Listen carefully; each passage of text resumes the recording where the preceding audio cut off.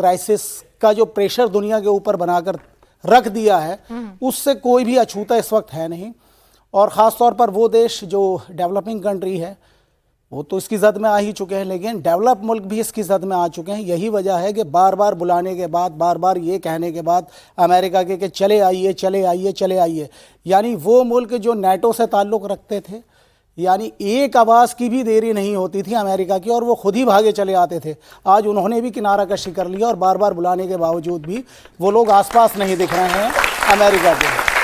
तो ये एक सच्चाई की ताकत, एक ईमान की ताकत और एक जुल्म के खिलाफ लड़ने की ताकत है। इससे दूसरे मुल्कों को भी सोचना चाहिए, देखना चाहिए और ऐसा ही करना चाहिए। अभी हालिया हमारे सामने घटना घटी और मैं ऐसा समझता हूँ कि पिछले 100 साल की वो बदतरीन घटना थी। यानी ऐसा एंशिएंट दौर में होता था या पुराने ज़माने में होता था कि किसी मुल्क के राजा को या चुने हुए जनप्रतिनिधि को कोई आदमी उठा कर ले जाता था।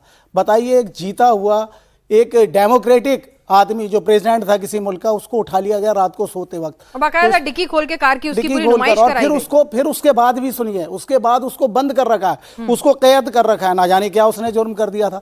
तो इस तरह की बदमाशियां हमने देखी हैं और ये बच्चे अभी मेरे ख्याल से इसी सदी की ज़्यादातर बर्थ होंगे। ये आपके सामने इराक की मिसाल है, आपके सामने अफगानिस्तान है, आपके सामने लीबिया है और यमन है आपके सामने। यमन में भूख से मर गए ना जाने कितने बच्चे। और हालिया ये जो पूरा अटैक हुआ, इसके अंदर भी देखें आप, इन्होंने स्कूल तक को नहीं छोड़ा है। अब्बास अरागची साहब का ये कहना था कि हमारे ना जाने कितने स्कूल, स्कूल के टीचर्स, स्कूल के स्टूडेंट, स्कूल का अमला, ये सब इन्होंने बम्बार्डमेंट करके बर्बाद कर दिया। यानी इन्हें अपने फ़ायदे से मतलब है, इन्हें तेल चाहिए, इन्हें एनर्जी चाहिए, इन्हें अपनी मर्जी का आदमी चाहिए हर जगह। और अगर वो नहीं मिलता है तो खेल वही होता है, सिर्फ मुल्क बदल जाता है। चलिए, तो अमेरिका को बस खेल खेलना आता है। जहां अमेरिका का फायदा, वहां अमेरिका कोई ना कोई बहाना ढूंढ लेता है उस मुल्क पर हमला करने का। और तेल तो ट्रंप को बहुत प्यारा है। आज देखिए, स्ट्रेट ऑफ हॉर्मुज नहीं, professor Bhardwaj, strait of Trump निकल गया उनकी जुबान से। बोले वो सॉरी। फिर उसके बाद अपने आप को करेक्ट कर रहे थे अपनी स्टेटमेंट में। फिर उसी स्टेटमेंट में वो ये कह रहे थे कि भाई रिजीम तो चेंज हमने करा दी है, कोई बचा ही नहीं है बातचीत करने के लिए वहां पे, तो रिजीम तो चेंज हो गई है। तो भाई मुंतबा खामनेई क्या है, सुप्रीम लीडर है, दिखाओ कहां है वो। तो कह रहे नहीं, रिजीम तो हमने चेंज करा दी है। फिर उसी बयान में, उसी पूरे उनके जो संबोधन था उसमें बोलते हैं कि हमारे शिप को ना इतने सारे आके ड्रोन और मिसाइलें लगी कि हमें भाग के जाना पड़ा। अरे भाई, डिसाइड कर लो कि हो क्या रहा है तुम्हारे साथ।